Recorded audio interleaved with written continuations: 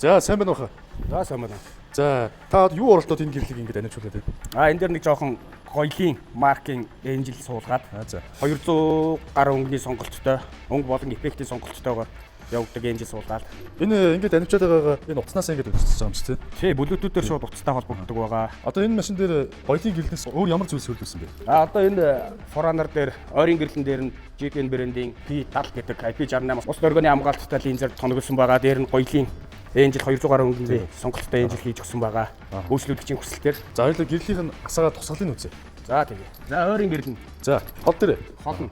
LED линз гэдэг маань ер нь буруу үрэлтэй машины тусгалын хэлбэлтийг зөв болгож өгдөг байгаа.